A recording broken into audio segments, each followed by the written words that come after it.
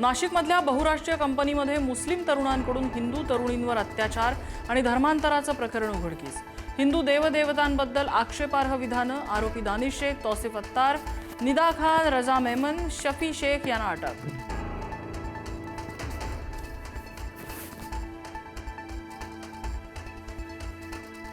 नाशिकमध्ये corporate love जिहाद संघटित गुन्हा असेल तर मकोका लावा, भाजप आमदार गोपीचंद पडळकर यांची मागणी।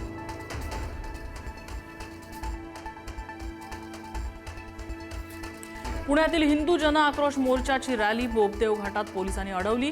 बेकायदा नमाज पठणाविरोधात रॅलीचं आयोजन, आमदार गोपीचंद पडळकर, संग्राम जगताप यांचा सहभाग।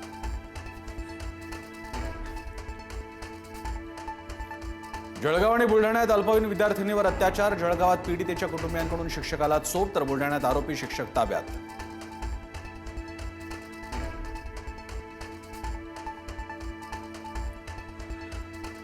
एकशे 32 बनावट खात्यांच्या तपासात खराबचा नवा कारनामा उघड। स्पेशल 26 सिनेमाचा फंडा वापरत आर्थिक फसवणूक, भक्तांनाच बनवायचा बनावट इन्कम टॅक्स अधिकारी।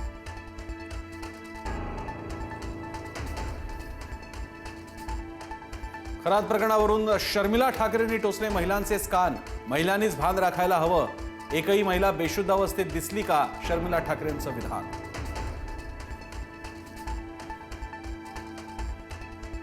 बारामती पोटनिवडणुकीवरून काँग्रेसमध्ये अजूनही वादंग। सुनेत्रा पवारांविरोधातील उमेदवारी मागे न घेतल्यास प्रचारात न उतरण्याचा काही वरिष्ठ नेत्यांचा निर्णय। काँग्रेसचे काही नेते आज दिल्लीत हायकमांडशी संपर्क साधणार।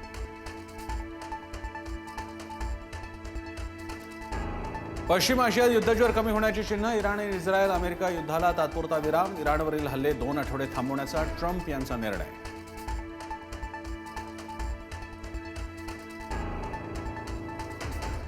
काही अटींसह हॉर्मुझमधून 2 आठवडे सुरक्षित प्रवासाची मुभा, ट्रम्प यांच्या भूमिकेनंतर इराणची मोठी घोषणा।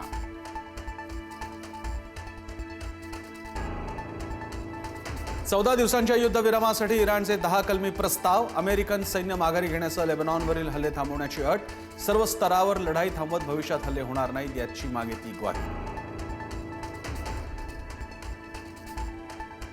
इराणचे परराष्ट्र मंत्री अब्बास अराघची यांची पत्रकार परिषद, थोड्याच वेळात पत्रकारांशी संवाद साधला। युद्धविरामानंतर इराणमध्ये जल्लोषाचं वातावरण। युद्धविरामानंतर इराणनं अमेरिकेला ठणकावलं, युद्धविरामाचा अर्थ युद्धाचा अंत नाही, आमचं सैन्य तयार, शत्रूंनी शिकूया AI ची क्रांती, चला करूया MSCIT।